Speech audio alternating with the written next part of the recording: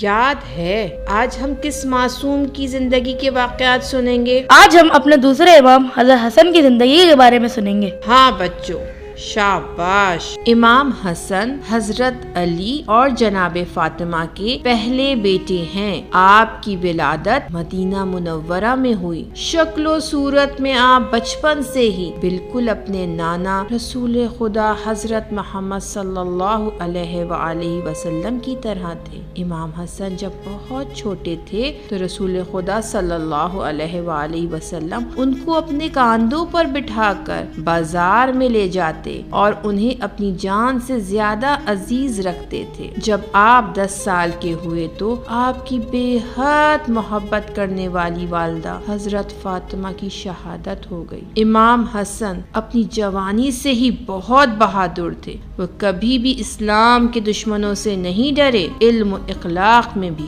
آپ جیسا کوئی نہ تھا۔ آپ سب لوگوں سے بہت پیار سے پیش آتے تھے۔ غریبوں اور فقیروں کے لیے آپ کا دسترخوان ہمیشہ بچھا رہتا تھا۔ آپ اپنے والد حضرت علی کی طرح راتوں کو یتیم بچوں کے لیے ان کے گھروں پر غذا اور لباس پہنچایا کرتے تھے۔ اس کے علاوہ امام حسن طالب علموں کی مدد بھی کیا کرتے تھے اور انہیں جو بات سمجھ نہیں آتی تھی سمجھا دیا کرتے تھے۔ جب لوگ امام حسن کے ان نیک کاموں اور لوگوں سے ان کے پیار و محبت کو دیکھتے تو وہ اہل بیت سے اور زیادہ محبت کرنے لگتے۔ بچوں، حضرت علی کی شہادت کے بعد امام حسن کو امامت ملی، لیکن جو لوگ ہمارے پہلے امام کے دشمن تھے وہی امام حسن کے بھی دشمن بن گئے۔ امام حسن اپنے نانا رسول خدا صلی اللہ علیہ وآلہ وسلم اور بابا حضرت علی کی طرح اپنے دشمنوں کو نصیحت کرتے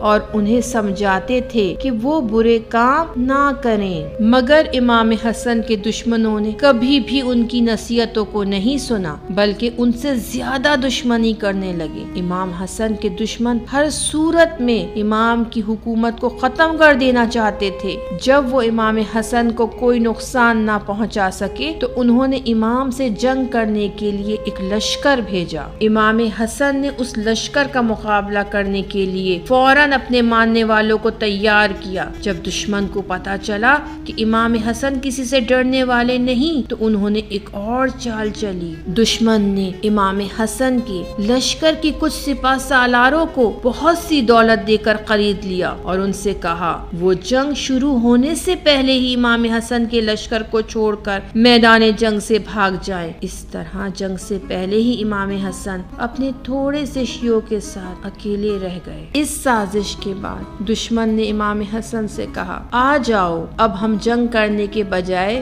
صلح کر لیتے ہیں۔ امام نے اسلام اور مسلمانوں کو بچانے کے لیے صلح قبول کر لی، لیکن اس صلح نامے میں آپ نے ایسی شرائط رکھی جس سے دین اسلام کو فائدہ پہنچے اور دشمن کی سازش ایک بار پھر ناکام ہو جائے۔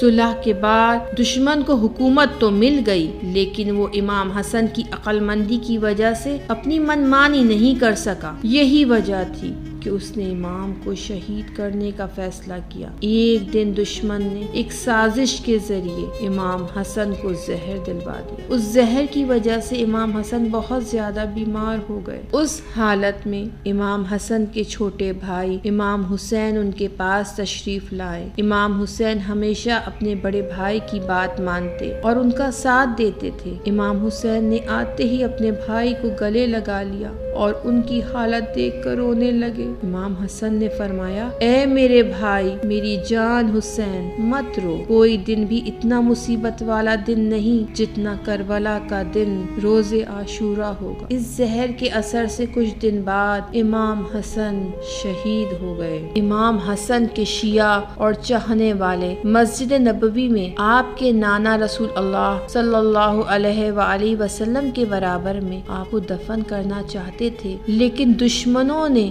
شہادت کے بعد بھی دشمنی نہیں چھوڑی اور آپ کے جنازے پر تیر برسائے تاکہ امام کو ان کے نانا کے برابر میں دفن نہ کیا جا سکے۔ آخر کار امام حسن کو جنت البقیع نامی قبرستان میں دفن کر دیا گیا۔ بیٹا، ہمارے معصوم اماموں نے یہ دین بہت تکلیفوں سے بچایا ہے، کبھی بھی اس دین پر عمل کرنے میں سستی نہ کرنا اور ہمیشہ اس سے محبت کرتے رہنا۔ بالکل نہیں دادی جان، ہم اس دین کو اپنی جان سے بھی زیادہ عزیز رکھیں گے۔